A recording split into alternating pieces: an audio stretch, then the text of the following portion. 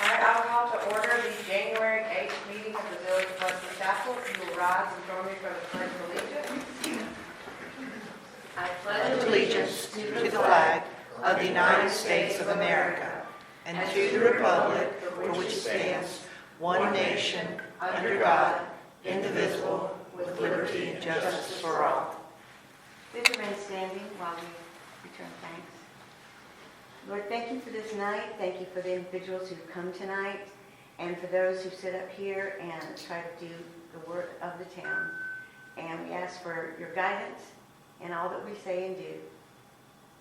In Christ's name, amen. That leads us to public comments. We have one name, Mr. Horton. If you'll come to the podium and state your name and address for the record. Yes, sir. My name is Roger Horton. I'm Vice President of the Homeowners Association of Pinnacle Wesley Chapel. The other gentleman with us is Tony Bush-Leons, also on our board.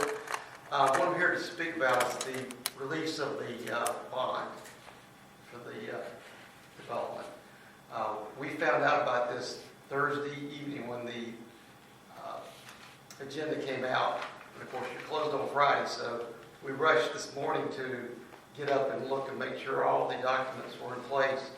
And we have gone through all that. What we did find, and I talked to Vaughn about this, at least for Mayor, and I also worked in this area before too, and understand the dilemma. There is a catch between after you release the letter of credit, or the bond in this case, for all construction. We do have approval letter on the ponds from the engineer. We have a state inspection approval letter on the roads, curb and gutter, sidewalks.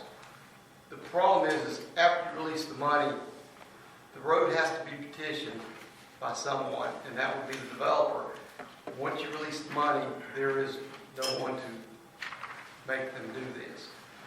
And according to DOT, once someone petitions, they will then come out and do a thorough inspection. And since our road was inspected on July 13th of 23, we have had some issues with some curb and gutter disintegrating. And there's also an issue that I talked about with our trees that he's aware of around our clubhouse. And when DOT comes back out and re-inspects, I'm sure there's going to be some issues with having to do some corrections. And that's where the dilemma fell while I was here. At 4 o'clock this afternoon, after we hurried, we did get a hold of someone with Taylor Morrison, because that was also an issue of getting some answers, where they have agreed to take care of this, which they should be responsible for doing anyway, to follow through. But we were in the dilemma of not knowing and did not want to get stuck, and was here to ask if you could hold it until we had time to speak with them. But we have gotten a hold of them, so, and I understand, because I went through this too, working with the county on the maintenance and construction. We dealt with letters of credit and trying to hold developers through, and I understand there was a lawsuit, and the legislature's now taken the avenue of the maintenance away from them. But I think there's another possible way, if I'm correct. I don't worry about that anymore. But anyway, that's basically why I was here, just to let you know. And it would help others too if there's a way to provide some support for the community in helping with the maintenance of the roads for petitioning. And if you have any questions, I'll be glad to answer or tell you. You said there were some issues with the trees? Yes. The trees were planted between the curb and the sidewalk, which is inside the right-of-way. You have to specifically have that approved by DOT. I did call back over a year ago and talked to Bruce Albemarle. There's a unit that has to review that, and he was not aware of it being sent to them for approval.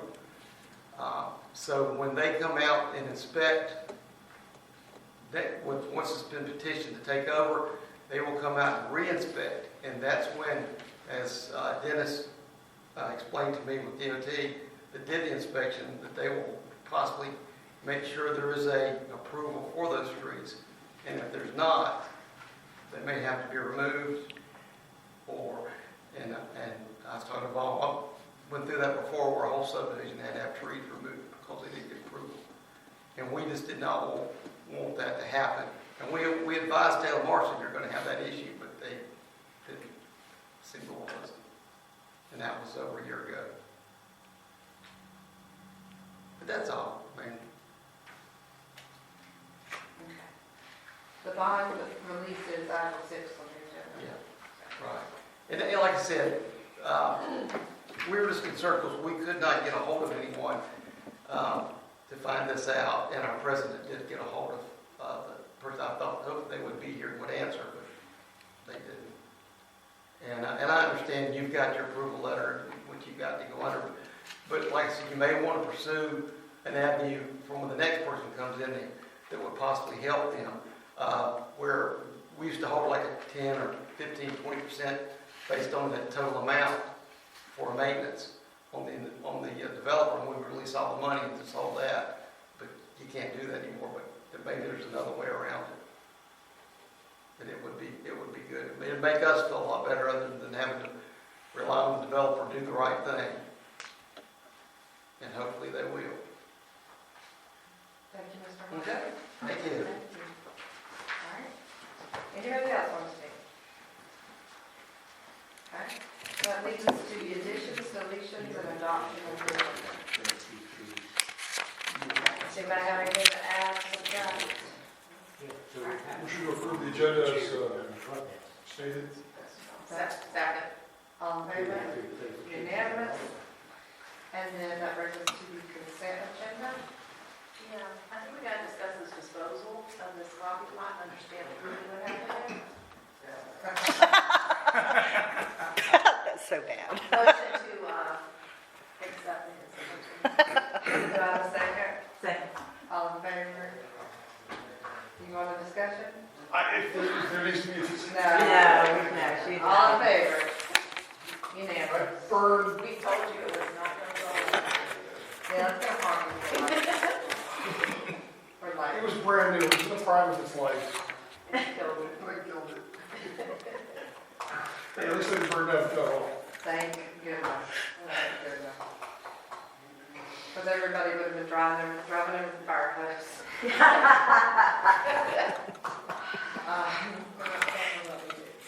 All right, item 5, finance officer report. Okay, I have a couple things. On the update, we had a large amount of property taxes come in December. We received about $109,000 of the $185,000 budgeted. To date, we've collected 82% of the property taxes and 48% of the vehicle taxes. The shared revenue is at 41 collected because we haven't received the ABC income yet, which is about $37,000. So overall, that brings our income collection down to about 41%, but we're looking pretty good. The ABC doesn't come in till later anyway. The income for December, just the month of December, was $218,000. Expenditures were $65,000, which increased our position for the month of $153,000. Year-to-date income was $310,000, or is $310,000. Expenditures $387,000. So we're still over budget by about $77,000. But on the good side, we have year-to-date interest income at $24,200, which is $18,000 over budget. So, and our new bank account's doing pretty good with its interest rate. Oh, yeah. Okay. So you said that we are 77,000 under budget, Yeah, that's pretty but normal. you're just not asking for exact numbers, but your gut feel. Yeah, we're good. Do you think we'll come in about on budget? Or do you- Oh, yeah. I feel like we will. So you're not expecting that we'll carry the under budget throughout? No, I'm not expecting that, no. I mean, I think we're going to come in pretty close. Okay, thank you. I mean, we're saving a little money here and there, and we're spending a little money here and there, and it seems to be, weighing out. You don't want people to get too excited that we'll break there was a lot of extra money. Yeah, I know, right? Okay, so on a grant note, we received a $250,000 grant from the Office of State Budget and Management from the Regional Economic Development Reserves from the state. A lot of the municipalities around us received a lot of money. We have a couple of things we have to do, but the biggest object is this has to go to the Park and Rec Committee for them to tell us what they would like to recommend for the park to spend this money on. So it has to be used for capital improvement and related equipment for the park.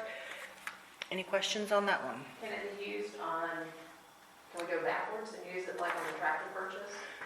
I don't think so. I think it has to be when we get the money going forward, but I can ask. I did think about that, but I can ask. I mean, it was in this budget here, so. If, But we also have the dam, so I'm not too worried about it. well, we've got the dam, and I think restrooms and storage facilities have been big on the list too. I'd like to see us use that money for something big and, that makes a statement, but we'll have to see what's recommended and what you guys want to do. So that's a good thought. I did think about that. And to clarify, it's not a matching grant, where we don't have to put up money to get money. No, this is a direct grant. It's part of their budgeting process. They must have had money left over in their Regional Economic Development Reserve, so they're spreading it out. There's a lot of people. And then y'all were talking about you had to go to a meeting on it or whatever. It's coming up. They'll just be going Okay, so you over, haven't been yet. they'll just be answering questions. Yeah, they just want 4 basic pieces of information, and then they want a statement from us on how we plan on spending the money, and then we'll have to, account for it a certain way, make sure that we do May it. have to go to the meeting. All right. The audit, the LGC informed us Friday night around 10 p.m. that our audit is good. The auditor has stated it's unmodified, which means that she basically found no material issues, material being a key word because she just looks at the statements and does her audit the way that she's supposed to. She'll come to the meeting in February to present the audit and to answer questions. Kathy, one quick question, going back to the grant. Mhm. How has that been communicated to the Parks and Rec Committee? I emailed them. I emailed them. Because do they have a very specific list of questions to answer at their next meeting? No. Or We just need to determine how we want to spend it in line with the one line item they gave us, for our park. Okay. It's If very, it comes out of our meeting this week, we'll let you know. yeah, we'll let you know. It's an overview, question and answer session. All right, so on the note of our IT and our IT needs. So Councilmember Bailey and I met with CompuNet World, Vitale, who I mentioned last week, to discuss the needs of the Village Hall. I gave him a list of concerns and what we would like to see handled just from my view. And he was able to see our setup, and after our meeting, he agreed to work with us. He'll be doing a full assessment this week to determine what actually we need. This will include fully managing our IT systems, coordinating with the cybersecurity specialist, Eric Well, upgrading our firewall and possibly other equipment, securing our systems, and providing direct staff support via helpline. The cost for CompuNet World Service is $500 a month, which I think is really, really good for us. So, ma'am? As it is a bargain. Yeah, it is a bargain. And the timing is good because on the cybersecurity note, we met with Eric Wells, who'll be our Chief Information Officer. What is that what he called himself? No, Chief it's, Security? Chief Information Security Officer. Information, I missed the word security officer. Okay, it was kind of what he called himself for the next 3 years, and that's under the NCLM grant. So Councilmember Bailey, Vitale, and I met with him for 2 hours this past week via remote session, and he outlined the data that we needed to collect to help ensure the security of the village. Vitale will be in-house, hands-on IT professional. So it was good to have him there. Eric basically conducted an assessment of where we currently are with regard to protecting the village and its data. He noted our score would be low, which is expected given we're just getting started. He'll reassess in 2 weeks after we complete a series of data gathering worksheets that he provided Vitale and myself. So Eric recommended that the village staff and elected officials participate in cybersecurity training, and Councilmember Bailey requested language be added to the policies being discussed to ensure that council participates in the training. We'll talk about that later during the policy session. He also suggested that we would be exposed to controlled phishing emails to see if and where we might have weakness, so training will just help us be stronger. Quick question, is this an individual or a company? He's a company. But it's, so if one person drops dead, are they He screwed? he has a partner that he works closely with, and then a team of people that work with him with CompuNet that provide services. But he, People in the company. I just want to make sure it wasn't one guy that was really smart. No. If you lose one guy, we're screwed again. We're not doing that then. Yeah. Well, and to that note, the part of the cybersecurity specialist is to make sure and identify all of our systems, what we have, what IP addresses we have, who can access our systems. It was it was 2 hours of information that we went over. So once we have this, we will be updating it annually. And this is really good because, like I said last week, we went through some of the guys that, some of the one-offs that said they had company, that said they'd been doing it 20 years. I've known about Vitaly. He's been in business for 20 years is what he said, and I've worked with him 7. So this is a good feeling.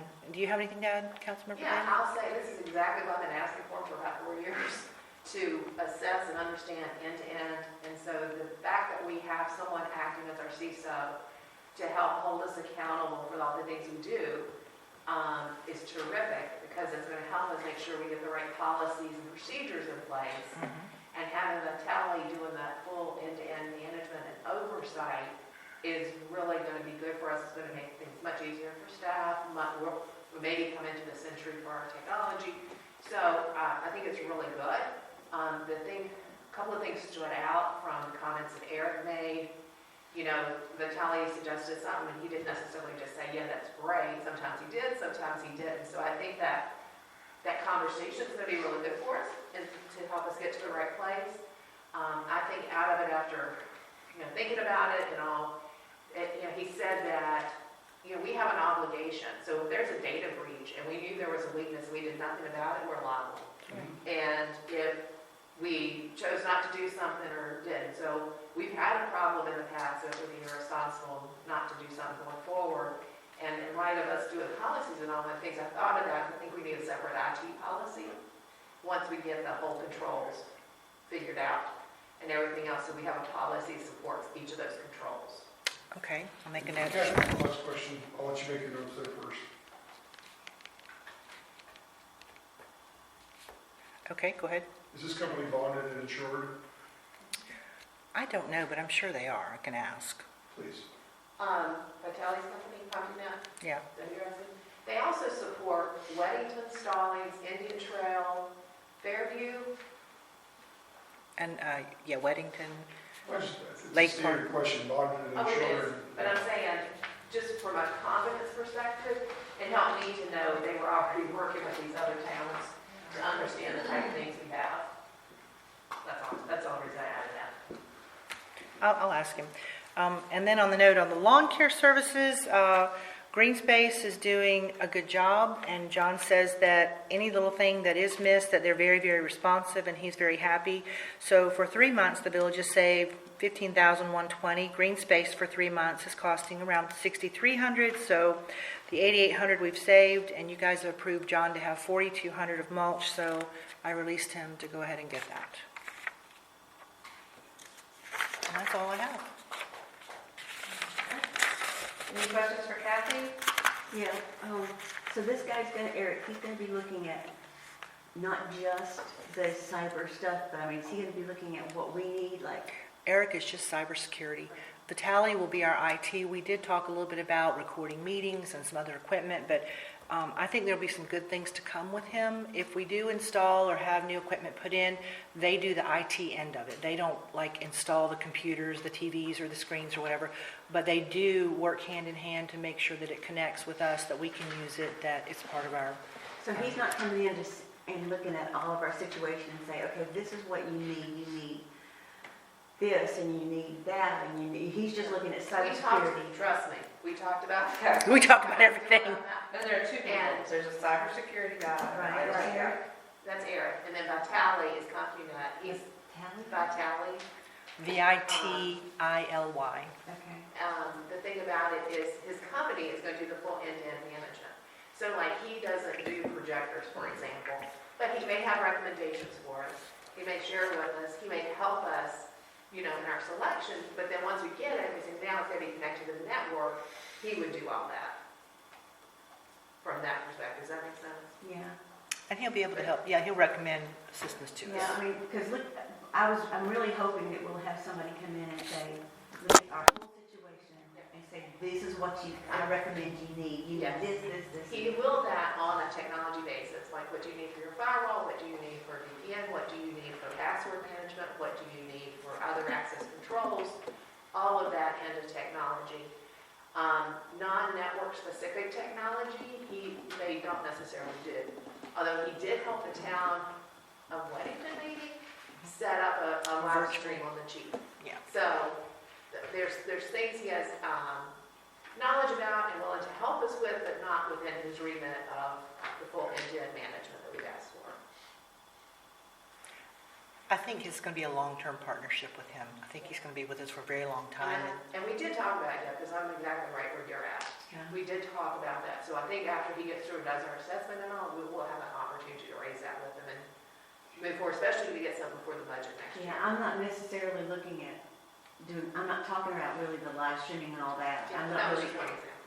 no, yeah, that's one example, but I am interested in, other I things. talked about that projector, I talked about that screen, I talked about us not being able to see, the ability for Right, for right, her to all that conduct a stuff. meeting that we can see on here. Yes, I talked Okay, about good. all of that stuff. Okay. Oh, Lori had a lot of discussion. She was very good in there. She very much You did. know the things that bother me, so yes, they all came up. Well, we did, and I think he's going to be able to help us, but, having different systems, council just needs to give us the go-ahead, and then what we'll do is we'll consult with Vitaly. He'll hook us up with, what direction we need to go. We will get that company to come in, or maybe some others give bids, depending on what our policy says, and then when we get the right person, they'll come and install it. He'll be kind of on the back end, making sure all the systems are working, making sure we can connect and we can use it. He also is going to give us 24-hour, I don't know if it's 24/7, but we have a help desk that we can call when we have problems. So today, one of our council members called me. He was having trouble with his email. And, I don't know how to fix that, but Vitaly will. And he's also going to lock down our back-end systems, so I'll be his contact, his go-to person. That's the way he prefers it. So whatever council directs me to do, I will go to him, we'll get what we need, and we'll come back. And So a couple of the things about it that's good and protective, for example, is by them being the administrator of our 365 administrator of our network, administrator on that removes that burden from staff. oh, yeah. And also, when he has a 24/7 ticketing system, and it's based on your urgency. So if we say we're totally down and we cannot work, we can't do anything, we'll get more rapid service than if we call and we say, hey, I need to add a new user. That's not urgent, right? And so they do have a ticketing system that they use to manage that for everybody in the call center. Like if she's got a simple question, providing help right on the fly versus everything else. So it's And he pretty did- comprehensive. He did say that they try very hard to do a 1-hour turnaround, which I think is Or exceptional. response, not necessarily resolution. Well, but true, response. but for us on the user end, on the very low end, that 1 hour is to set up an email, fix council members, those kinds of things. We're not frustrated where the IT that was here first, I don't even remember his name, but we couldn't even get him to pick up the phone, and that was very frustrating. Amy and I about pulled our hair out. Well, that's why I asked whether it was just one guy or a team. He's very established. And having the ticketing system allows different individuals to take it and everything else, so, I was impressed with them, so. That's all I need to hear. If you're impressed, I'm fine. All right, any more questions? Yeah. Okay, so that brings us to our planning board report. They didn't meet in December, but Barb has some lovely things to share with us. All kinds of things to share. So there was no planning board meeting last month because it was December. Planning board does not meet in December. Upcoming, we have a couple things, one from council and one from planning board. Council, of course, is to look at revising our street tree requirements to address some of these ongoing issues. From the planning board, there's a lot of discussion about stormwater at the November meeting, and I talked to Bonnie about it some today. We had a semi-related call about whether or not we could update our requirements to allow more geographically diffuse outflows of stormwater, because as things stand now, the pre and post development runoff has to be equal. but by requiring the structured stormwater controls, even in low-density projects when we're controlling for the amount of volume, developers tend to concentrate all that storage in one place, and then there is an outlet from it that is then taking all the water that used to go in 100 directions and sending it in one direction. There seemed to be some interest, and I talked to Bonnie about that some, and there's maybe not a lot of, she's going to do some research on that for us just to see what the options are. But we'll just have to wait and see. There's not a lot of really great obvious answers to that to both comply with the requirements, make it relatively cost effective by not tripling the cost of the project. But we're going to look at that sometime soon, probably. We're going to have, she might be coming to the February meeting to talk to them about that, about what she finds in her research. So the street trees and the stormwater, a couple of things we're going to be looking at over the next couple of months. Well, another thing that ever confused me about the stormwater or the retention ponds is the size of the retention pond has to be X based on the size of the area. Right. But couldn't the retention pond be the same size and just be done deeper? I think it depends on That's an engineering question. And topography. for an answer, but it just never made any sense to me. It's like, well, why don't you just dig it deeper and hold more water? And There are a number of things that can be done differently than how it's traditionally done in a place like Wesley Chapel. Just developers tend to pick the most cost-effective option for them that complies with our requirements. So that's where we. And this kind of gets back to what we talked about last year some with rain gardens. Right. In ways, it's like that's a way to distribute a portion of it that's attractive and, serves multiple purposes and everything else. So I think it's asking for a little bit of creativity, not just because of the way it's always been done, but what can we do differently, and just the logic of it, that you're taking this one big parcel and putting in one big pipe, and we'll find out tomorrow how bad things are. Yeah. So we're looking at that, and hopefully Bonnie will come up with some great ideas about how to limit the impacts on any individual neighbors by spreading out the flow to different areas. And UCPS has already canceled school for tomorrow. Just worried about flooding. So, but let's keep building. So that's the planning board as we stand right now. Next item on there is the Pinnacle bond release. As Mr. Horton noted, Taylor Morrison, the developer, has supplied all of the required documentation from NCDOT and from the pond engineers to Bonnie's satisfaction. I went out and identified that all the trees that were required were supposed to be planted, the fencing around the ponds, the pedestrian street lights, etc. We had to, there were a couple of trees that had been removed by homeowners that they replaced in alternate locations because it doesn't really seem like a good idea to go put trees back in people's yards who tore them out previously because they'll just end up gone again. So they planted some more trees up along the road frontage to take care of that. They supplied most of the street lighting plan. Their street lighting came in a little bit differently than it had been envisioned because they had not engineered it at that time, but they had Union Electric cooperative design street lighting plan, and so they guaranteed like 33 street lights, but they only had a plan for like 31 or something along those lines, but all the ones that were supposed to be there are there. So per Bonnie's letter, she endorsed releasing their performance guarantee.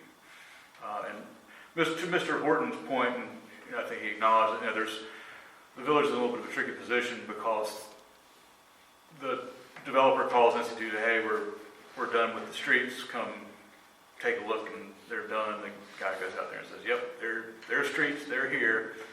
And then there's usually some period of time before the developer petitions for their acceptance of the NCDOT system for maintenance. And there's some practical issues in that because there's a minimum number of houses that Pinnacle didn't really have that problem, but in a subdivision there has to be a number of houses per X number of linear feet of street that exists before NCDOT would consider taking it over. And so there's often a lag. He was speaking of the with 160D, the legislature removed any authority for local governments to have a pure maintenance or repair bond as part of a performance guarantee. And I have written in other ordinances a separate guarantee that is an acceptance guarantee that's specifically for the acceptance of the roads onto the NCDOT system. There's no requirement to spend it for maintenance, there's no requirement to spend it for repair, it's just the amount of money that's held until such time as a final step, the roads are accepted. Yes. I guess the wording there is the difference between maintenance and repair versus warranty. Because if this is a new subdivision and you put in a curb and the curb crumbles, I would expect that to be a warranty issue, not a maintenance and repair issue. And so if these were going to be village streets, we would have a requirement for a warranty from the developer as part of our acceptance process. We would say you have to, warrant the good condition of the, materials and workmanship for a period of a year following acceptance of the streets onto the village's maintenance. But since we do not do that, we're not really a party to those streets. This is more between the developer and NCDOT and their HOA. Let me ask another question for this, because we only have the 3 senior housing projects in Wesley Chapel. In a typical subdivision, not a senior housing project, the developer develops the property and then eventually hands it over to the homeowners association. Right. And they control the fee schedule and the money and everything else. But with a senior housing project, doesn't that monthly fee go toward the developer? It is under their control, or does it eventually go to the residents? It will generally eventually go to the residents once the developer transfers control. Sometimes it's a period of time, sometimes it's a number of lots that have been sold, but eventually there's a changeover between the majority of the shares that are owned in the HOA board between the developer and the residents or property owners in the community. I don't know why it has taken longer than maybe usual for these to transfer control. I think in certain instances, like in the courtyards, it was the HOA not wanting to allow the developer to leave. In others, it might be, I don't know what it is, but the certain developers may be involved through a separate management company if they have the carefree kind of things, if they have somebody, an arm of their corporation that does that, so they might still be getting money that way. But the development LLC under their big corporate umbrella would be skedaddling off. So once that cord's cut, they're not getting any money from the... There might be some sort of arrangement there, but I think typically not. Well, the only thing I questioned was the issue of a maintenance and repair versus a warranty item with a new subdivision, whether that's concrete for the sidewalks or curb and gutter or the roads or anything like that, because I would think it's brand new, it's not going to need a lot of maintenance and repair for a little while. But if it's already fallen apart, there's more of a warranty I issue. think theoretically, the developer would have some warranty from whomever they contracted with to do the installation and should be making a claim against that warranty. Different people do their business in different ways. I know in the Heritage we had an issue with a piece of sidewalk that had to be removed for whatever reason, and so I would imagine that their warranty with the contractor probably covered, that got fixed. That probably came as a warranty repair. And here, the Pinnacle folks have had other complaints that have been shared with me about some of the quality of the work that was done that I think has all been mostly fixed now. Well, sometimes some of the subcontractors will say, well, I didn't contract with the HOA, I contracted with the developer. Right. So they're all pointing their fingers at everybody else. And that's when it becomes, again, not a maintenance and repair, but more of a warranty.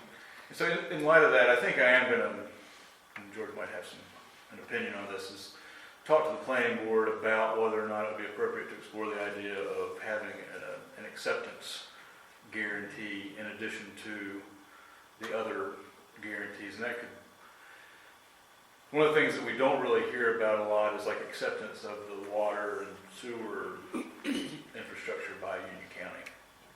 I've never heard of people about that. If it were our water and sewer lines, we would certainly, the council would be accepting the maintenance of those as well during the final plat process, so. No, I think that's a great idea. I mean, it feels to me like very similar issues to Courtyard, and maybe Heritage, we are protected a little bit from the issues because of the Indian Trail development part with the same developer. Maybe, we got to run their hotels a little bit with some of the earlier stuff. Yeah. But it does appear to be unfortunately, some sort of a trend, that these homeowners are feeling like they're left holding the bag. Indeed. And that was the same, why I was going down that road, is because I don't want the residents to feel like we're removing a potential avenue for them to get things fixed and eventually through the developer, instead of, well, we signed off on it, we're not in charge anymore. Kind of leaves them holding the bag, and I don't really feel that way. But if we put an acceptance guarantee, would that allow us to hold the bond until they're accepted? Yeah, I think that would have to be reasonably related to the cost of, as Roger mentioned, there's some portion of the initial cost of doing the installation could be not retained, but it would be a separate. So maybe when they do if the streets, for instance, have not been accepted at the point where the performance guarantee for their installation is released, then it would be required to have an acceptance guarantee that would serve as, a guarantee of the acceptance of the roads for maintenance by NCDOT during that period following the release of the installation guarantee. It just seems weird that there's a gap, right, between your roads are okay, yes, we'll take them. I agree. Does it ever happen that they say, no, we're not going to take them? After they Yes. say? Well, in the courtyards, that might, Or that might be I don't know what's going to happen now. So, but legally, we've got to release this bond. Got to do anything. Legally, we should. My advice would be that since Bonnie has some of the big ticket items, and I've observed the rest, and there will probably be some issues moving forward with some of the trees. But they did what we required them to install them, and so they did what we required. And so my advice would be to go ahead and release the performance guarantee, and we will unfortunately cross those bridges when they come along. Probably won't be very long. But we will tackle them the same way we did previous ones. All right. So council, I need a motion. Motion to release the tentacle bond. I don't know if there's some sort of code or something we can use. That's Okay. good enough. Thank you. Is there a second? I'll second that. Any further discussion? So they were asking us to not release the bonds. He was acknowledging kind of that we couldn't not release it, but he had concerns about us maybe looking for a way in the future to help residents.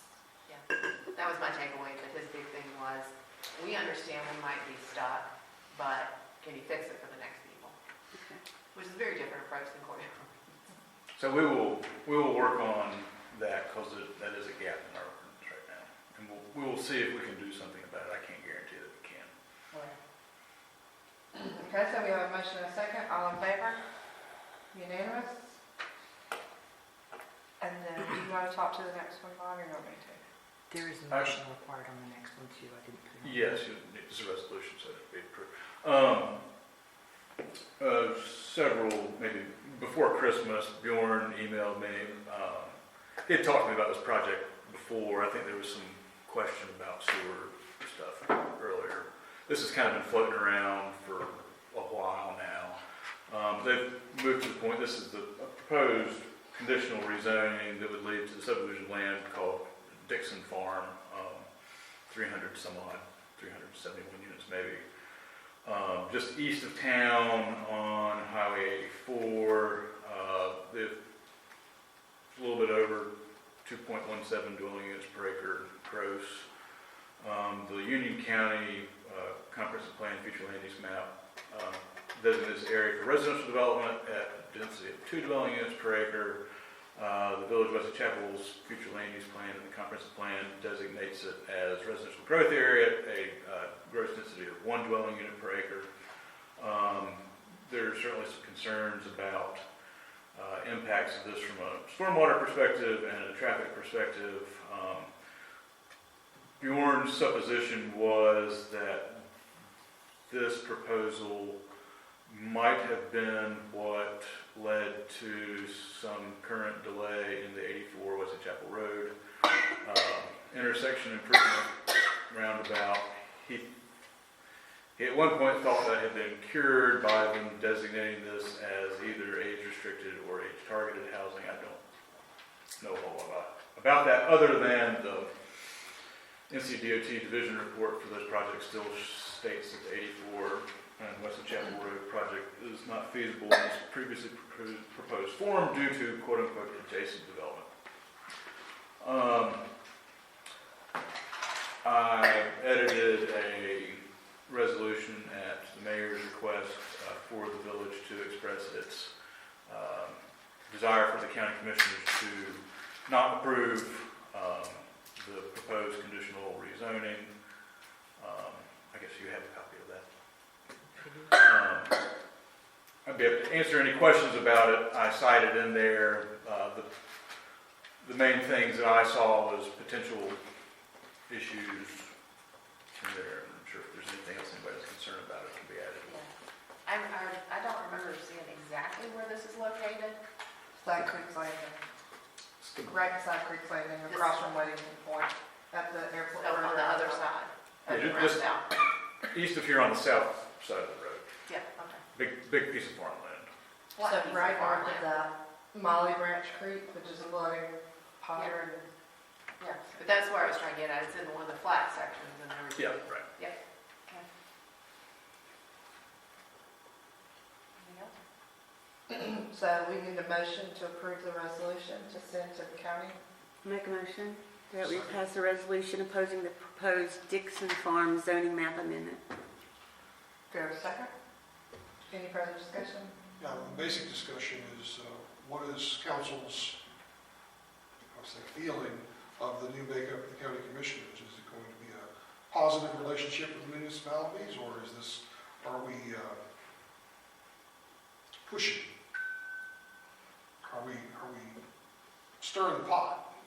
I don't think we're sharing the pot. I've heard from residents who want us to pass this. I'm fine with passing it. I just want to, if we're having a better relationship with the county commissioners, are we shooting ourselves in the foot?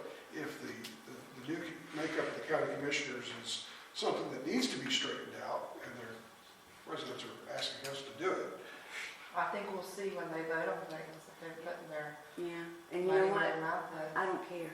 And I don't think that we should be concerned about individuals or any particular other party when we know that there is a proposal that conflicts with our comprehensive plan, which we have to support. And we are very well aware of the stormwater and traffic impacts. I mean, our roundabout's gotten canceled or delayed or what, it's not even on the project list anymore. So those are huge impacts to us, regardless of who's sitting in those seats. I agree. And I want to be completely clear on the record that the residents of the village of Wesley Chapel should always come first.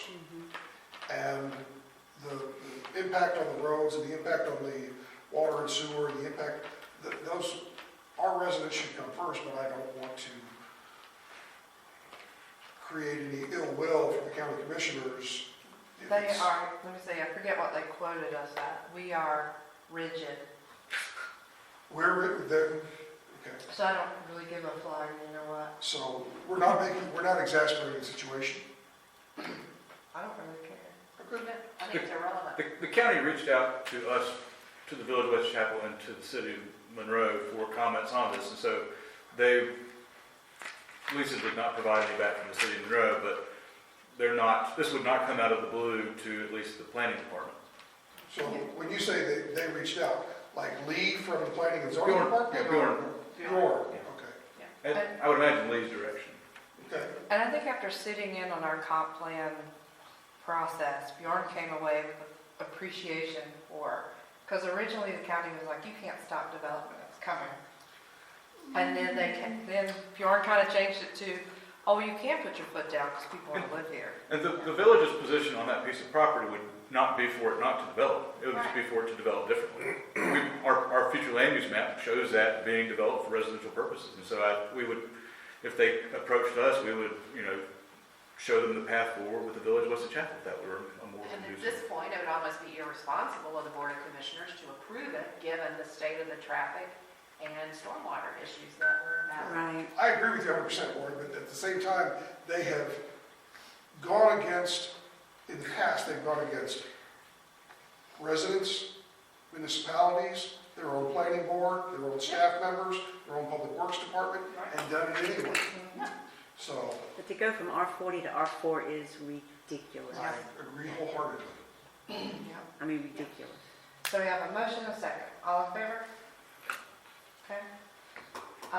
Bonnie, you want to tell them about the Potter Road project, Potter Wesley Chapel roundabout construction start date, hopefully? Yeah, you might have written it down, I forget what. It was July. Hopefully in Yeah, July. yeah, Julie. Yes. Yeah, so it's listed, I had the CRTP, I was looking back through the, I remember because they're trying to going get to ready get for it done that. before school starts. I was gonna say not June, so it could be done before school starts. May I for where? What's that at? Potter and Wesley Chapel, whatever your T. The one up from the Wesley Chapel. No, Elementary right. School. The The one the up northern from one, Wesley yes. Chapel. So yes, it was showing up in the most recent project list as having a lead date of July, and that would theoretically allow it to be constructed over the summertime while the kids are out of school. which Will will be- any part of that road improvement carry on to or carry over to Weddington Road? I don't know, no. Too far away. But at least we found, they had even said fall, so I'm excited that they're now saying July. I mean, it's maybe because the school buses are out off Gold Mine Road. Yeah. So, Well, there's going to be a big impact, and especially when school starts and everything else, because you just watch all the school buses roll through there. And so, getting done before school starts or everything would be tremendous. right, but The the last, track record's great, but. yeah, the last roundabout, they were supposed to start as soon as school was let out, and they didn't, and then they were supposed to finish before school was started, and they didn't, and it created headaches for weeks. So we kind of have it, so this is great. But the other roundabout, when I looked at the map of the project list, it was just grayed out with no information. Yep. So it's like it's just disappeared after we've worked so hard in the last few years to get it on the project list and get it approved and everything else for it just to be wiped away. It was extremely It's- frustrating. It's there, it is on hold. Well, Under review. Say it being wiped away. Then the last question that has to be asked specifically about this is, do we have a dollar amount? For I don't- what? I think Our we're, portion. I think we've already, 84? And Hundred. Hundreds. That was not something that we had paid a percentage of? Right? Yeah. I don't think so. I think we added some funds to the Potter and Wesley Chapel one a few years ago to address some funding shortfalls to keep that one moving, but I believe that addition of funds absolved the village of having to contribute any more to that. And the cost of that has certainly increased because they've had to redesign it at least once. Yeah, at least. From what I remember, it was a percentage that Wesley Chapel was paying, and then, of course, everything's gotten more expensive, so 20% of the project, when it's doubled in cost, Oh, for the overage? yes, For Potter and Potter? yes. Yeah, we're still on foot for that. I thought you meant what we had to pay for Potter and 84. No, but do we have a dollar amount for the Potter? and I don't Potter? know. I thought by giving the extra money, we got out of. Could any you just additional- go back and find out for sure I'll try and find that email. and let us know? You I don't remember- think so. I'm I'll kind look of, back, I'll try and I'm kind find of it. thinking like Mike, so. This was back in like 2021, very early on. April The last paper I signed said we would, Yeah. but I don't know if that could have been pre, Well, I'll look back and see what I can find. you want to tell them about Cuthbertson? So the other good news is that the CRTPO Project Oversight Committee did their scoring for all the projects that were submitted for the directly attributable funds through CRTPO, and the Cuthbertson and Newtown Roundabout was one that they recommended funding for the tune of $3 million-ish dollars. And so the CRTPO board will be voting on that be informed of that January 17th, and I believe they will vote on those in March, at their meeting in March. So the question regarding that intersection is I was under the impression that the new subdivision, the new senior housing subdivision going in on Cuthbertson Road was going to be responsible for a good portion of that road improvement. Plus, the county was going to be putting in some money because of the new library being built on that road. So we have a big subdivision and a new library. It's going to put extra traffic on that road. Are they being held to their percentage of that improvement? I do not know what's going on with the road improvement that David Weekly was required to perform by Union County. I know that there have been some delays in that due to the need to relocate a fire hydrant. I can check with Bjorn to see where that stands. As far as the county added $50,000, or they paid $50,000 in towards the local match that we put in $250 eventually for to get our match up to, was it 30%, which was inclusive of some NCDOT funds that they were able to bring to the table, which very fortunate. The only reason that we beat a project in Waxhaw by 2 points, and the addition of the funds to that is probably what made it competitive enough to be recommended for funding by CRTPO. The board still has to, of course, take that final vote, but I'm hoping that everything continues moving forward in a favorable light. My issue was the zoning change for that senior housing project was subject to the road improvements. It was supposed to be, the road improvements was supposed to be done before people started living in that subdivision. That's right. And there are now people living in that subdivision. And so far, nothing's been done to the road. So I'm glad to see that it's green lighted and everything, but I just want to know why they're still giving permits for people to occupy houses when it was a condition of the zoning change. Unless it was something about giving those funds into the roundabout or something that we don't know. I don't think so. They were supposed to construct that road improvement. As far as I know, the need to move that fire hydrant was the holdup, at least. It's amazing how a mailbox or fire hydrant can hold up a $3 million project. I think it's just that, it beat out a Waxhaw project because it's a Waxhaw created problem. Well, yeah, but the Village of Weston Chapel residents are having to deal with the I don't care. problem. I All understand. I would ask is that you do a little bit more research and be reminded of what the senior housing project was on the hook for, what they actually did, and what the conditions or the timeline was supposed to be for that. My understanding is they were supposed to complete the intersection improvement prior to getting certificates of occupancy for any of the Right. homes.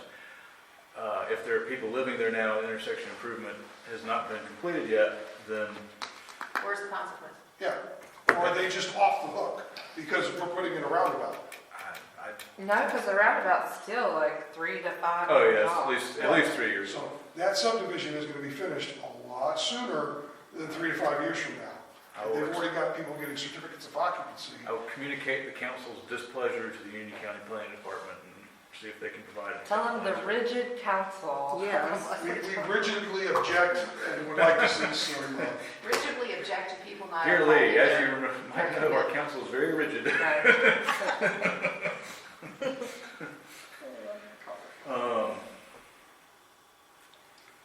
And so, also just with the new year, the CRTPO requested that we confirm who our board delegates are from the village, and I don't. So right now it's David and then me. Anybody dying to be on the board? I'll happily give it my share. I did my 3 years. Yeah. And David's not here to object to staying on, so. I nominate David. So- This is mayor's appointment. So if nobody else wants it, then I'll just say David stays on as the number 1 and I'll be his backup. That's all I have to do. Thank And you. we just need to communicate that. No change. Do you want me to communicate or you want to? Let me check the email and see what it says. I mean, I normally do it, I have in the past, Yeah. for other municipalities, but if you want to do it, if that's something you do, fine. No, there's an email you can respond to. I'll try and find it. So that'd be, if you want to just pop it through and send me a copy, that's great too. Thank you. Any question, anything else, Juan? Just for everyone else's, the mayor and I have discussed this some. We have sent a letter to Mrs. Melton, resident of Weddington Road, victim of flooding back in September, at the request of North Carolina Department of Public Safety, due to their concern that the amount of the settlement she received from her flood insurance might trigger some requirement for her to perform some other actions at her home. We'll see what her response to that is. I'm not following. The lady whose house flooded during Right. that September night, Yeah, flood, downpour. I'm not gonna explain it right, but there's, due to keep our flood protection insurance, Well, just compliance, the Terry Fox, who's the representative for this area of the state with Department of Public Safety, he has actually been out to visit with her at her request a couple of times, and he said that she had received a fairly substantial payout from her flood insurance. We do not have the benefit of knowing what the division of that is between contents, vehicles, real estate, what the actual structure, and what she has spent. We know that she has not received any building permits from Union County for anything. The amount that she received, unless she had some very valuable things in her house, might, the kind of work you spend that kind of money on often requires a building permit. I don't know if she needs one or not.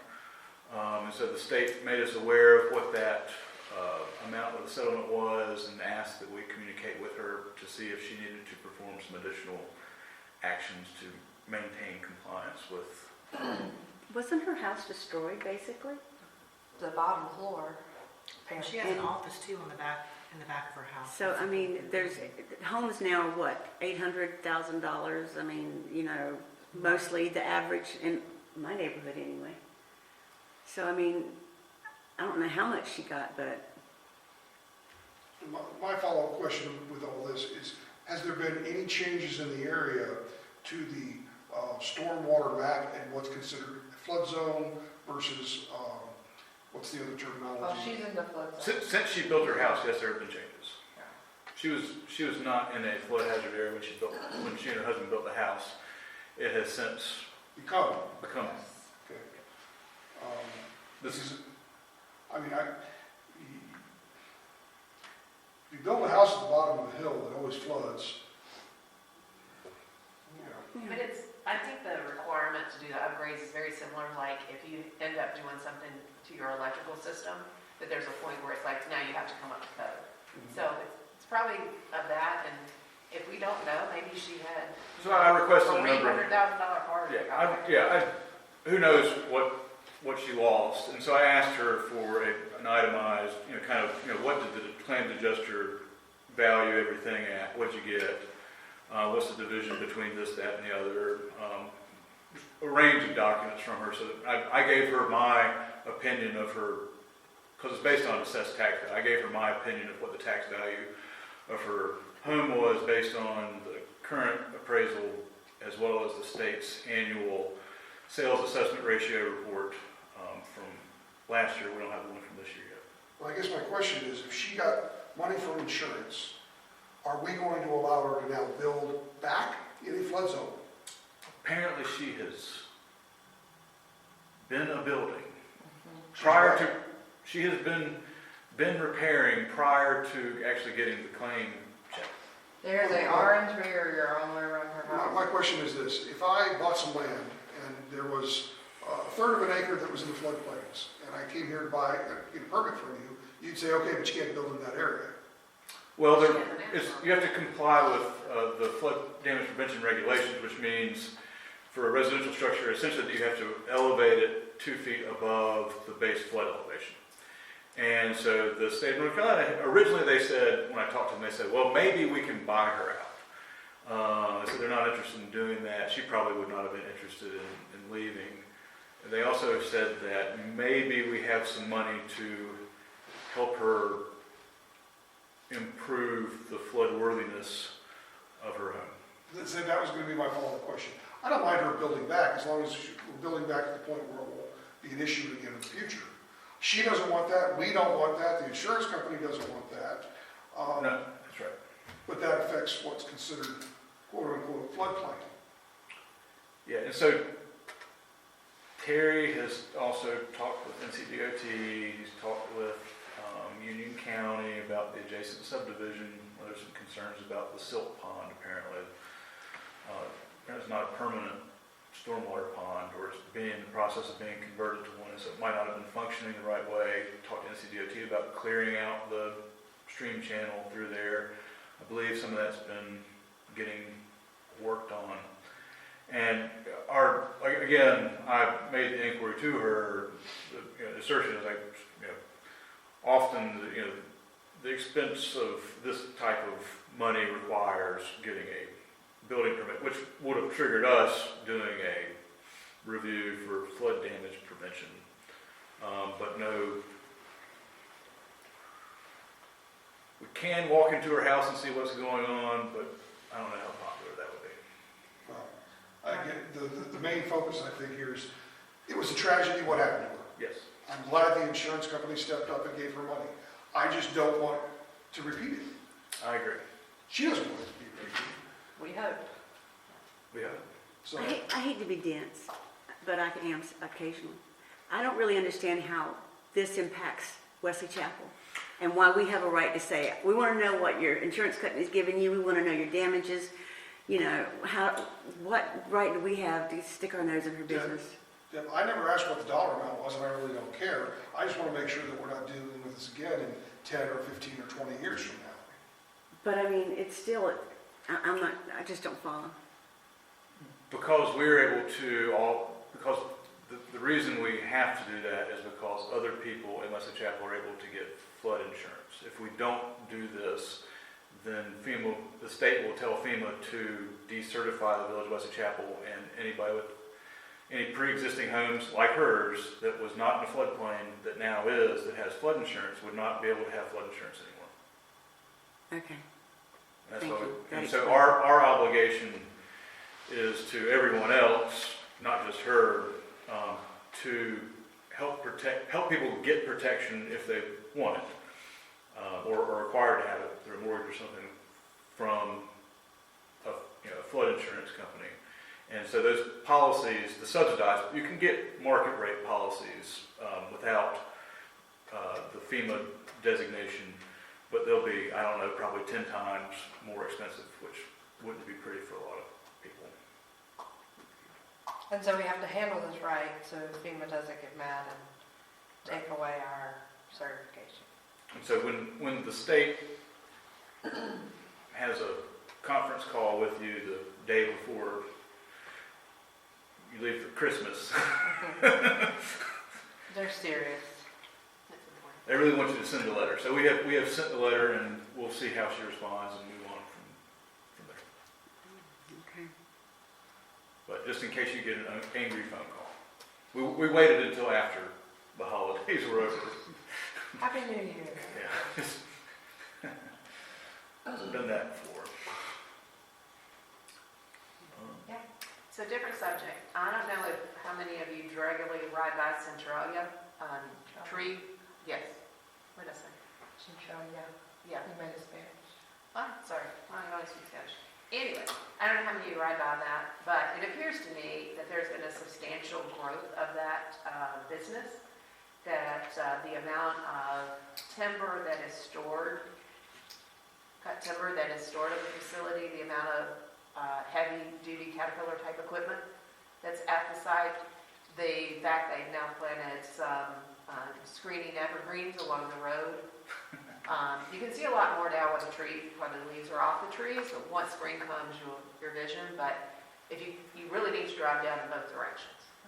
And I know we had talked about it a few years ago, but it does not appear they have done anything to relocate. It appears they have just doubled down on increasing their business where it's at. And it really concerns me for the fact that we're lately just letting them do that, when with other situations, we really want to play a little more hardball. We will get back in touch with them. They said, a couple years ago, they said, we're moving. Right, and because it just looks worse and worse. And it could be that some of the stuff comes in because I'm riding by 10 in the morning, and they're working, but there was Caterpillar type equipment there today. And multiple vehicles parked there like they're workers. And you can see it from, like, I think it's a White House, and you can see some of the stuff built up as you're going, what direction is that, north? On it, and then when you're coming south, you can see it from the other thing that's over behind their house and everything. So I'm just concerned that it seems like a lot of growth. So his last email, we have moved our big trucks out of that location. The trucks are now left overnight in Mineral Springs. In the morning, we do drive one truck back to pick up equipment. That's a problem, blah, blah, blah, blah. As for my burning, my brother just burned some boxes and threw some wood on it, but it was not a big fire. Okay. What was the date of Now, that? June 20th, 2022. So I've this not is seen the burning, Yeah. but it looks to me like a lot bigger enterprise than it And then- was a year or 2 years ago. And then in December of 2022, they had asked Amy about putting in fuel storage tanks there and said no. So, I think it's time to contact them again and remind them that this is a residential property, not a commercial property. And on June 3rd, Kevin Centrella said that Vaughn just wanted to let you know that as of this weekend, our business will no longer be there. So this is a new violation starting over the 7-year clock for us to get some judicial relief, since they cured it once, they've come back now. They said either that or they committed fraud. I don't know. Or both. Whichever they want to do it. Well, now we have complaints and we'll start the ball rolling again. Can I just mention one thing on a little bit different note that tails that? There are a couple of properties all over Wesley Chapel that are really a mess, and I'd have to go back. I started collecting a little file of them to sort of deal with it when I got settled to bring it up. Is that any concern to the village? We have a couple we were keeping an eye on. We tend to get concerned once we get complaints. Yeah. We don't We go are- out and Complaint-driven code enforcement. Well, I've gotten some complaints. I can't remember, Red Oak or something down there, that there's when you enter on the road on the left, that man's just got a huge trash, huge, mountainous. And I have a couple emails, and then there was one where somebody's building improper things, and we had gotten some pictures of it a little while back, and, I'm just wondering, does council want to clean up some of those really big eyesores, and do we want to start any kind of process, judicial That's process? a very expensive, we've tried it both ways. We tried to make them clean it, we've tried to make them clean it up, and we've tried to get in and clean it up ourselves, and neither one has worked out for us. But we've spent thousands of dollars. But I do think once a resident has complained, and we receive complaints, we have an obligation to go investigate and understand what's going on. Well, I'll compile some of those and let the mayor see it, and we'll go from there. Yeah, once somebody complains, we need to look into it. One recently, somebody alleged that the neighbor had built a building too close to the property line, but it's, not in a location that's necessarily really accessible from the street. So we asked them to send us some pictures, and I don't think they ever responded to I you. think they did, but I couldn't find them. Do you remember, Mayor Fuller? I didn't see any pictures. Okay, Last I heard was we were gonna get pictures and we didn't. Okay, I'll re-request the pictures then. I like to, before we, start accusing people of building things, nice to have some degree of evidence that something actually exists. I did see pictures. I thought I had forwarded them, and maybe I did it the wrong way, but there was a fence that was right there, so I'll get that to you. But I've looked and I can't find them. Can the town use drones to look at properties? Can the town use drones to look at properties? It's a great question. everybody's looking at George. You can do whatever you want from off the property. Right, I mean, drone drone mean, your property lines go up vertically how To the- far? Forever? To the moon and beyond. To There's- infinity and beyond, thanks, Buzz. There's some real concerns about low level, below 500 feet overflight of property for any kind of law enforcement Yeah. purpose. It's- Without a warrant. You Yeah, can get a warrant. it's a bit of a mixed bag because you have to, if you, like, as an example, if while you were looking at what's on their property, somebody walked out naked in the backyard, that's an invasion of privacy, and that's not the intent of what the drone was doing, but you've captured it now on film in a public forum. But they have no reasonable expectation of privacy in their own backyard, in their house, in their bedroom and bathroom they do.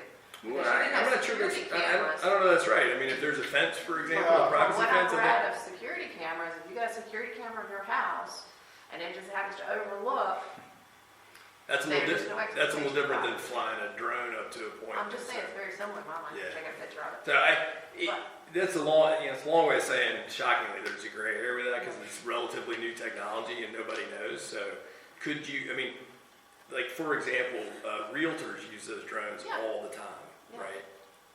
Or the properties they're gonna sell, But it they've seems also like- been sued a bunch of times. But it also seems like there's just this practice of like, there's a complaint, so they just build a fence, and then they build another fence, Yeah. and then another fence, so it, yeah, that's what I was coming at. Okay.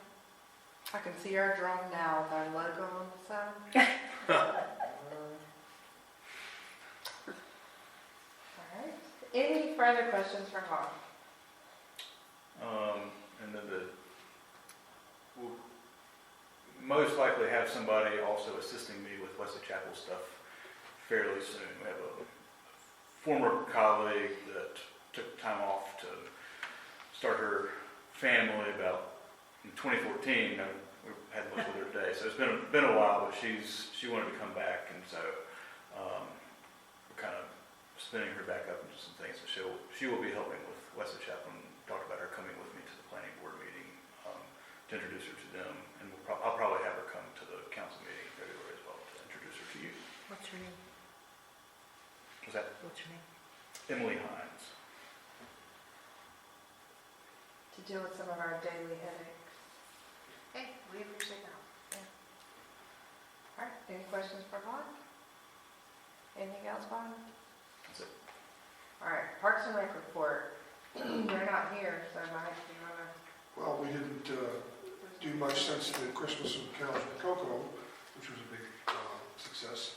The only update, Parks and Rec has not yet met this year, is we did get an email from South Park Church saying that they were not going to be participating in the Easter event, which is normally one of our most well-attended events in Wesley Chapel. And so the question will have to come at the next Parks and Rec meeting, do we want to still do the event? And if so, we'll do it without the support of the church, and we will have to be the chief cook and bottle washer for everything, where typically it was, they did about 80% of the work on the Easter event, and we did about 20%. So Any reason? they had something else that they wanted to commit to for Easter, and I forget exactly what it was. It was feeding homeless people or something like that. Very well worth it for the church to do. And I think they said they were going to come back next year and still do the Easter event in 2025, but they just had a scheduling conflict this year, and they just couldn't do it. So I think, because it was one of the most it is always one of the most well-attended events, we'd like to still do it, but I can't speak for Parks and Rec, and Will you communicate to them that the Wesley Chapel Choir would like to be invited back to the future event? all the choirs that showed up at the Christmas event said that they had a great time, and they want to come back, and they want to make it bigger next year. So we were actually surprised that one of the choirs showed up with band equipment, and we weren't expecting the equipment, and all of a sudden, it wasn't just kids singing, it was music and everything else, so it was a good event. Well, our choir director said, when is your next choir event? Yeah, So, so that's where we're at. I'd like to commend you on the work you do? I mean, you were out there. Not doing it anymore. Yeah. I found out since last week that I have to have a new hip. Oh, So all my lugging stuff around, tables, chairs, tents, water, electricity, your trash, all that, I can't do it I'd be willing to bet money you'll still be there. anymore. Oh, yeah. Oh, yeah. But until I get a new But it was a hip, great event. I really enjoyed, it was a great event. it was. Yeah, you guys did a great job, whoever. I have to hire somebody younger. That's funny, because that's illegal. We need Is that you all because you're for- younger. I can't think of anything, like I said, we haven't met this year, and the last time we were all together was for the Cocoas and Carols with Santa, which was a very well attended, very well received event. We didn't have any problems with the event, with the exception of Running out of fix, learning how to, Deputies. And the deputies issue, but that was, yeah. That was our fault. it was. It was our fault. And so they weren't here in December, they didn't have a December meeting, they're not here now. And in reviewing the policies, they were supposed to have presented a calendar for 2024, as was all of the other committees. Yeah, they did, at the last meeting, they did approve the calendar. We haven't seen that. I haven't seen it. I think it was, maybe, but we'll have to get the calendar. I don't think there was any major changes from No, last year. it's this more year. in principle of reviewing the policies that's supposed to have been done. And Yeah. where they don't have a December meeting, they really should come out and come to us from their We December meeting. did have a meeting earlier in December, but not, it was before the Coco's event, and we did approve a calendar for the upcoming year, but that didn't trickle from the meeting to council, so Right. I'll figure out whether Amy held it up, or whether Pat held it up, where the weak link is in that chain. Thank you. She did put them on the calendar, though. I mean, she did put them on the website, so they're up there. So they've been presented, they just haven't been presented to Yeah, council. kind of follow procedure. Okay. Okay, so we'll add all that to the February part of Parks and Rec. And then that brings us to the clerk report, and you all got a copy of the amended rules of procedures, ethics, and general counsel policies, which does have that line in added about cybersecurity training, which I think is a great idea. We have to do it at work, so I think we should all be aware of potential risks that we're opening the door to. Which is why I said, I think we should have a separate IT policy, because most organizations do. And when you look at the 18 controls that are given, the specifications of identification and access management, everything else says would be good things to articulate in the policy. And I suspect Eric has a draft that you Oh, just be able to copy as a, municipal policy. And I think it just really helps bring everything together, much like we have a finance policy to help guide us. And once we get into it, we'll be able to work with him on that. And his policy might be simple to, review and update the 18 controls or whatever the factors that we Right, have. and so IT policy would say that we have to do that and other obligations and everything else. I think it puts it out there as an official policy of the things we have to maintain. One quick clarification, is this for staff, for council, or for both? Everybody, Okay. if we access any systems, and that includes email, we're party to it. I mean, you'll be subject to the IT policy with what you have. With your, I'm just No, gonna I'm saying is we need a separate IT policy like we have a separate finance policy. And it should be based on the 18 control points. we'll work on that. I'm gonna just start mailing letters. You can do that. So how are we going about this? So if you have feedback on the policies, I'll do it. Policy is this. Elected official policy guidelines, page 6. There are just some edits in there. Deb's the editor, she can tell me. So like in the first paragraph, it's the word strives is at the end of the right. I think that should be strive. There's reference to granted to you as elected officials, village business you as council. It just seems like the you part could be omitted and just say as council members or members of council. And we will not use their authority. That's just grammar problem. And then down in the remote attendance part, it just says via remote, not like remote access or something. I don't know if that was just unfinished. So So just edits. If you want to just make some little markups, I'd be Yeah, happy yeah, to that's fix them.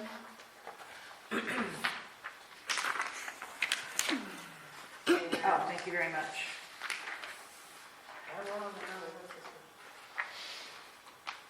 When do we need to approve this stuff? And then on We've had it for a while. Yeah, rules of procedure, page 10, I think. Or would you say these are cosmetic changes? Yeah, it, On the, yeah, on page 10, there's reference to the village manager, and we don't have a village manager. So If you just I know that needs to be village clerk, which is what I think it should be, but it was like we're referencing clerk in 12B, and then 12C, we go village manager. what, are you on the See? policy guidelines? What page? I went to rules of procedure, Page page 10, 10, Okay, C. Rules of procedure, page 10. 12. The village 12C. manager. 10, I'm getting there, hold on, 10. Okay, 12C. Yeah, so prior to that, on the same page, is reference to village clerk, and then all of a sudden it starts referencing village manager. And it feels like this should all be village clerk. Probably clerk, yeah. And then like in Rule 13, village clerk both capitalized and/or village, but mayor's not capitalized. So I think, May I ask that if you have just clerical errors, if you would just note those and hand them to me on the side? well, I just told you all the ones I had on this. Uh, That's all I have. Okay, Write and down. I'm not sure I caught them all because you're going so fast, but just hand me that paper and I'll look at that. I'd really like to know if council has any content questions, more so than grammar corrections. No, I mean, that was I it. mean, I don't mind having those, I just, Well, you I'm know, not going to approve anything that's got defects in it, but that's why, that was the only thing I had. well, thank you for that. Everything else is good. Do you need a motion to have each one of these approved separately, or can they all be approved? You can approve them all at once. I'll make a motion that we approve the content of the rules of procedure, the new rules of procedure, code of ethics, and policy guidelines for the Village of Wesley Chapel as outlined in these documents. And as corrected for And as corrected for the clerk, typographical error. The, in government, typically, the correction of words or numbering is deemed immaterial, so we can just say, accept them with the change from manager to clerk, that would be fine. well, there was other changes in there too, from the other documents. And so the That's why I just said changes correction made. of the, Thank you. Hold on, so was that a motion? Try to be. A motion to adopt all three policies So with we don't have the a second. changes. To discuss. I just want to make sure you have these changes in there. And then No. I'll second it. Okay. Sherry, you had a question? Well, I really can't say anything. I just wanted to mention when in the policy guidelines, on the last page, when you're talking about the final subdivision plat and all the other things, and maybe, and I missed a meeting or two, so maybe it, I don't know if it passed, but I know we talked about the cooling off period, and then it would go moot, you know, the process would end for that particular project, and I don't know if that needs to be included in this. Or just Or our not. one? Still, I mean, because it talks about all the evidence that a payment has not been received by the village for inclusion of the final plat, you know, information, blah, blah, blah. I just didn't know if you wanted to put an additional sentence in there saying the timeline is ticking of X, Y, Z. This is more for council, it's not procedural for planning. Okay, that's fine. This is just stating what we have to have for them to make considerations, not what Ron's policy is that he does in his report. But Mom, we're still working to get that documented and But that will go into ordinance, right? I believe so, yes. I am going to add, if council is okay with it, on one council, one vote. This says that, you know, when you talk outside of the village, when you're talking like the mayor did with the children, she said, you know, I'm doing this on my own, not on behalf of the council. I'm going to add one sentence too that says when you make a vote, that that you stand behind it, that if the three of you vote on something, then David can't go and badmouth it or he shouldn't behind your backs because he was the one who opposed it. He can say he opposed it and say why, but not trash it. That you just stick together, you know, on your vote. Once you vote, because you are one body. I disagree with that, because if there is a dissension vote on something, I think that's public record. You know. Oh, yeah, well, you can state that you dissented and why, but I think what she's saying is, as a body, once we have passed something, regardless of our individual votes, this body has passed something, and as a body, and as individuals of this body, we have an obligation to support its execution and communication, or whatever, I think is what she's saying. And not badmouth it, and badmouth the council. and bad-mouthing and stating, you know, why you didn't support something are two different things. So It's a gray area as far as I'm concerned. I don't. it's up to council. You'll just have to stop badmouthing the council. I'm just thinking about it, again, what I said at the swearing-in ceremony in December. I'm happy with the council that we all been together. There have been some times in the past where residents needed to know what would be railroaded through council. And this kind of hamstrings that, or prevents that from happening. And if it ever happens in the future, council should have the ability to say, I oppose this, and this was why, and this was a bad policy, or this was a I mean, bad there's decision. not, the difference to me, right, and I'll use the example when we passed a comprehensive plan, the planning board came to us with recommendations to rezone properties to align with the comprehensive plan, and I voted against the motions, whatever they were, because the majority of council did not want to rezone certain properties, and I voted no, because I felt like they should have been rezoned consistent with the comprehensive plan, right? I still support council's vote on that. I disagreed at the time because I didn't think it was an appropriate thing, and if someone were to ask me, I'd say, no, I did not vote for that. I did not think it was this, that, and the other, but council voted to approve it because of these circumstances, right? So I'm able to voice what I did and why I did it, and explain the bigger council piece. Well, who decides what's the difference between an explanation of your vote and bad mouthing the vote? I guess if we get a complaint, we go in and we follow that investigation policy. Right. Well, and also it's the difference between, let's say WSOC TV comes in and you're standing up there talking about how it should have been done and what should have been done and how you opposed it and that you just, you know, totally don't go with it and that the council shouldn't have done that. It should have been this way. I've And been it on should the be news. more with what Lori says of, you know, council, you should start off with council voted. This is what council has decided personally. I was the one who opposed for these reasons, but council has, Don't think as politicians we want to handcuff what we can and can't say. I'd rather you call me rigid than a politician. well, it's just a thought to keep unity in the I'm not council. saying anything about this council, sitting council, but in the past, there have been situations where if I hadn't spoken up, and if I hadn't gone on the news, and if I hadn't made stuff public, bad things would have happened. Plain and simple. Anyway, so Kathy, you're saying that you want that, your statement, Suggesting. whatever it is, you want that included in what we've just made a motion to approve? It was just a thought. If you don't want it, that's fine. You just make another motion to include it. If you don't want it in there, that's fine too. Well, maybe we'd rather see it before. I'm not inclined to adding it myself. So, you want to go ahead with this motion to approve what it is, and then Yes, just have, let's just just stay have where her we're at. bring that back to us the next meeting, and we can vote again on Or that. we can wait until we think we might need it if we see Well, there's I an think issue. waiting until you think you might need it is too late, because it takes us months to I like do the it. way she thinks. Well, I'll draft it and we'll come Yeah, up we with can it look at next it in time. February. So we have a motion and a second. Any further Really? discussion? All in favor? Thank you. That's without the addition. Right. Thank you for the clarification. So ethics training, everybody who just got reelected has to take their ethics training, and somebody who didn't take theirs. I will get with the mayor on how we want to do Basically, that. everybody but Deb.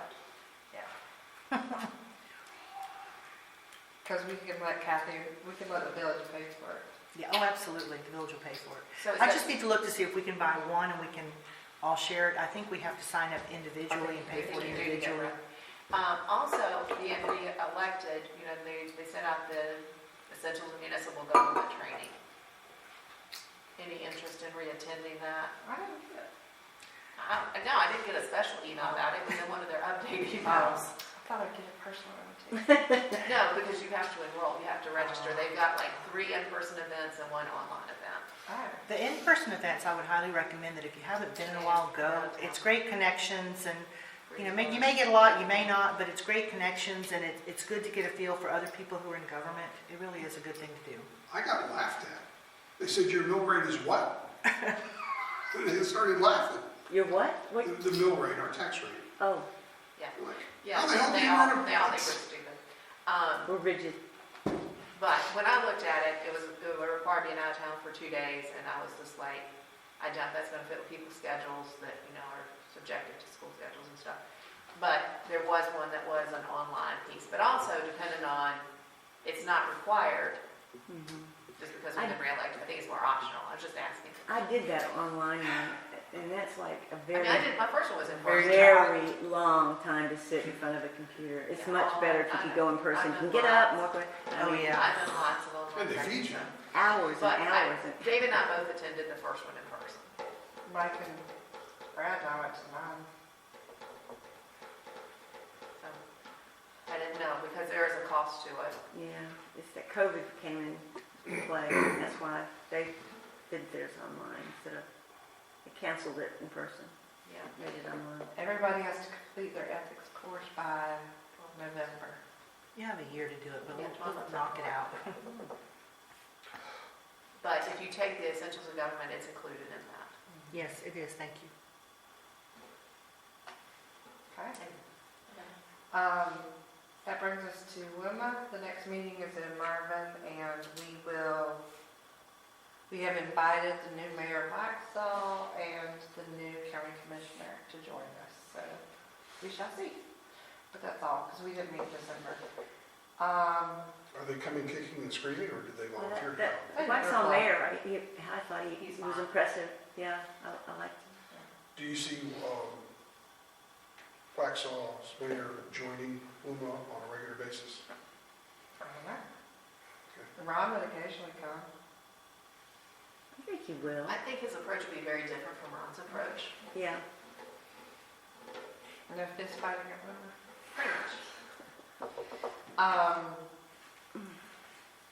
So now council mayor comments, I'll go first. The volunteer appreciation dinner, or board and committee appreciation dinner. I talked to the guy at the Buzz, and he is very excited about the potential of hosting. He's available most Monday nights. So the options really are the nights we don't have board and committee meetings on Monday nights. But Monday nights is the night he's closed, so we could have the whole facility to ourselves. Yeah. That's nice. Where And is for this? like 25 people. We're around. By Food Line, over by Food Line. Across from the fitness center. Yeah, across from the fitness center. Right So- beside Pizza Hut or near Pizza Hut. Yeah. I don't get over there much. You don't drink, so you definitely won't be over there. That'd be the first and third Or go fit. Monday. So I talked with him about February 5th or March 4th. March 4th might give people more time to clear their schedules. March 4th is, I'm sorry, because I thought last month we were talking like late January, like the 29th, because there'd be no board meeting, no committee meeting that night. I think he had a conflict. Okay, so I'm just wondering, I think he had a conflict, so we talked about the 5th. of March? I mean, the 5th of February or the 4th of March. Yeah. The first Monday, Monday February, night. February or March. Or we could look for another time. He said Mondays are good. I was just asking if we were going. It'd be better if he's closed, that way it'll just be Oh, up. absolutely. So do we have a preference?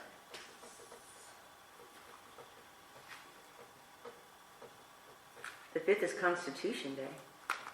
Ooh, Ooh. that's exciting. I mean, I'm fine with March. I mean, that breaks it away from the holidays a little Maybe bit. everybody will be a little bit healthier. It's apart from Christmas break, spring break, Okay, right? So people should be available around. It doesn't conflict with, yeah. Valentine's or, or anything, yeah. because Mike always gets angry when we meet around so. So, March sounds good to me. so March 4th. Yeah, Mike, what do you think? So I'll try to send out a save the date for March the 4th. What day of the week is that? Monday, first Monday of the month. And I don't remember what time we did it last year.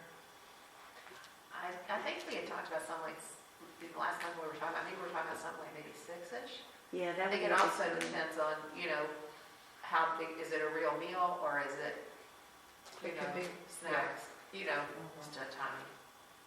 okay. So I'll get with them and I'll send out a save the date. And that's all I have, I think. Next. I'll go next. I'm meeting next week with Danelle Kearns from Newtown Elementary about doing another art show. I know, you're the one that suggested it. I'm also going to contact Newtown to see if they want to participate this year. But anyway, she's very excited about doing it, and she just wants to do it sooner in the year, so that's why I'm meeting with her next week. Are you going to do the same with Wesley Chapel? Yeah, and we'll probably do like two different times for the show and stuff like that, keep them separately. If they participate, they didn't want to participate last year, but we'll see. Well, we have a new art teacher now. So that maybe it'll happen. Danielle's with Newtown? Danelle, Danell, and then Kearns with Newtown Elementary. She's the art teacher there. Was the subject last time the town hall? No, it was when you think of Wesley Chapel, what do you think of? Okay, because I saw a lot of drawings and things of the town hall. So, maybe we may want to come up with some suggestions. Switch it up. Yeah. Maybe the park, or maybe the, I don't know, something different. Yeah, okay. I have volunteered the County Tree Advisory Board. There's a new County Tree Advisory Board called Trees Union, one word. And they wanted someone from Wesley Chapel to volunteer, and I have, obviously, I'm sure that surprises everybody. But it's basically what they're doing is they're going to be directing action through tree planting and education awareness. They're not preventing or opposed to development, but what they are is they want to create higher quality in the developments and reforestation in the past developments that just clear cut the land. Are they working at all with the urban forester? Yes, Keith Heron is, he's also part of it. And the last thing is, we talked about this briefly, and our comp plan, our guiding principles, there is the part that's guiding principle number 6, a strong and cohesive identity. One of item C is work with local historic advocacy groups and the NC State Historic Preservation Office to resurvey local historic sites and identify ways for the village to assist with the preservation and promotion of these valuable cultural assets. I know we have at least 2 historic properties in in Wesley Chapel that are over 100 years old, if not more than that, probably closer to 150. And they're not designated, and I've spoken with the Prices about that, and I also spoke with a person from the Historic Preservation Committee in Monroe. That's probably not their name, but anyway, asking what was involved and what advantages and disadvantages, just out of curiosity, not representing Wesley Chapel or anything. And so I have an application. She gave me an application, and I spoke with Ms. Price, and she wanted to look at it. So, that's of the big White House. She owns a big White House. And the house beside it. The one smaller now. Yeah. So, I don't know that there's anything that can be done, but anyway, since this is one of our guiding principles, I thought it would be, What's the other property? well, they're side by side. Oh, there's those 2 buildings. Yeah.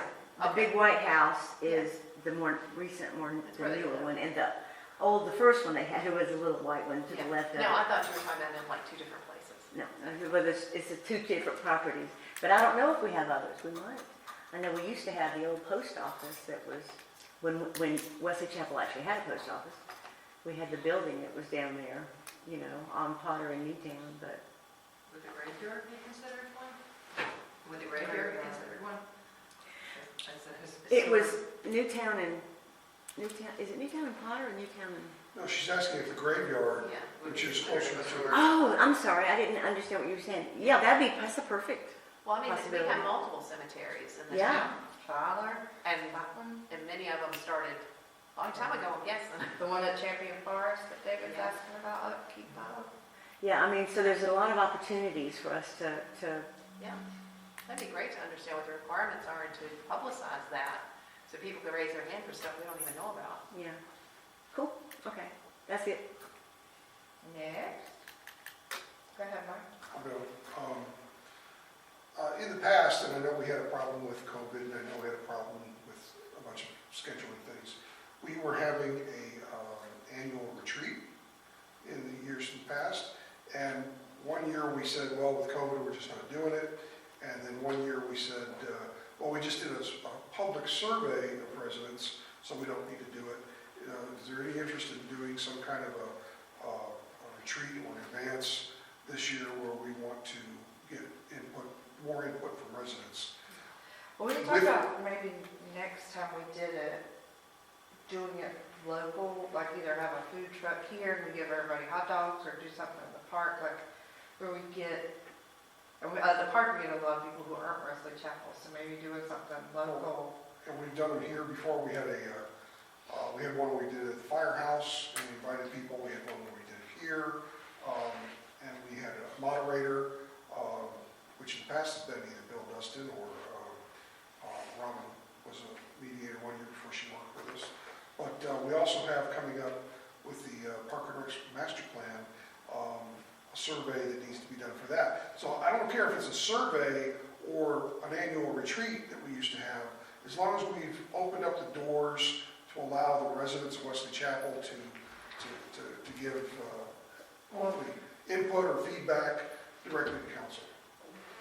Based on the retreats I've attended in the past, everybody who goes to the retreats are the boards and committees. We got Well, we've had- better response with the survey than we did having an event. Okay, well, maybe that's the way to go.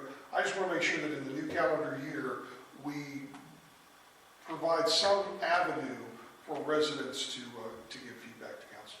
I think Parks and Rec got It's some a- money to get that started, didn't they? Yeah, they did, we approved that money for them to, and that survey was part of that master plan. So I think we got you covered. Okay. Well, I just know that the majority of the questions for the park grant will be related to the park. They're not going to be things about stuff that the council or the other residents might want. Well, the comp plan is good for how many years, Don? 5? Yeah, it's good until it isn't. Right. So we probably don't even worry about input for that. I think it might be a very good idea, at least for the council members, who have concerns about changes, just to kind of look back at the summary of the survey and see if you have a perception that what you're hearing on the street from emails is different now than what was heard back. So it's been, almost about 4 years, I guess, since that survey was, 3.5 years since that survey really concluded. I hear some different things. But I agree that we did have better response with the survey.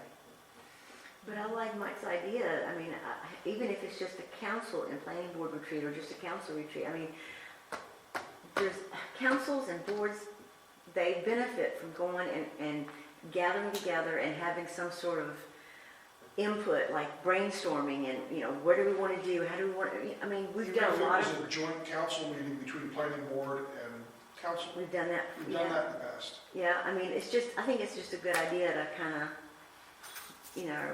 Well, what would we've be got the specific objective? business when we have our meetings. This is what we're talking about. But if we would just have a wide open opportunity to, I don't know, It's not that I'm not hearing from residents that we're not giving them an avenue to input their feelings, but just in the past, we've always done something. So, but I know we don't have a lot of participation from the public. And I mean, I feel like we have a pretty good open line of communication with our boards and committees.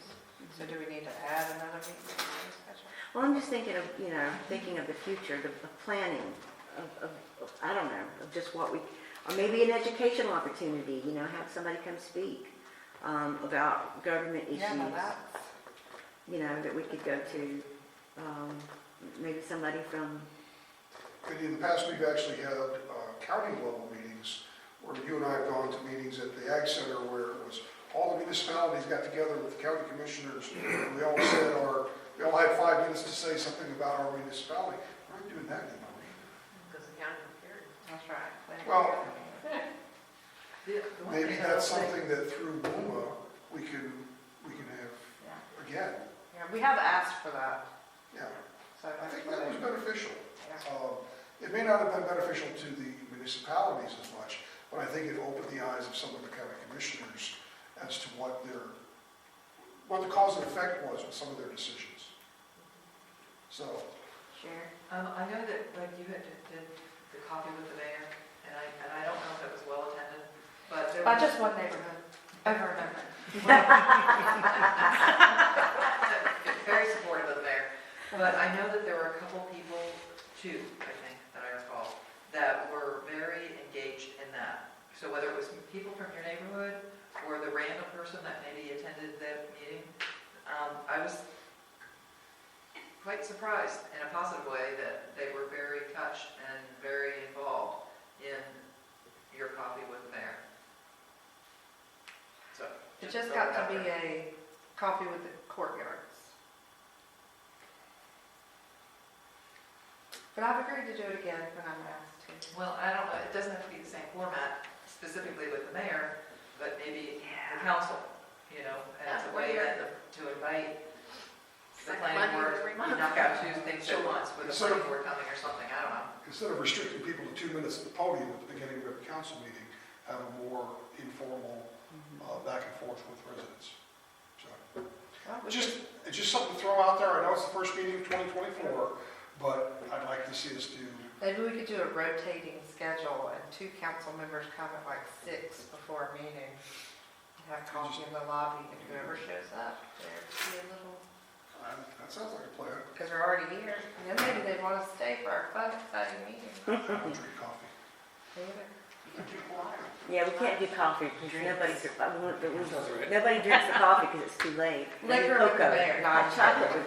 margaritas with the mayor. Oh, okay, I like There you that. go. I like that. Is that everybody? No, we're good to go.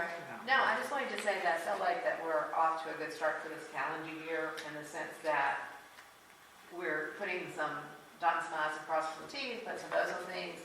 I'm looking forward to the things coming out of the planning board on tightening up some of the timelines and the other things. I feel like the last few years, especially since we did the comprehensive plan with the focus on getting everything lined up, it feels good. It feels like that we are really starting to get ourselves positioned properly on a lot of things to where that we're not just reacting like we felt like we were for a while. So I feel like we're off to a good start this calendar year.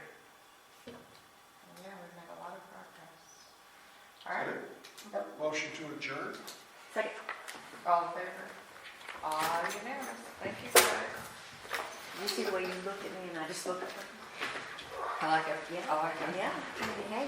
Even though I'm rigid, I like it. Follow my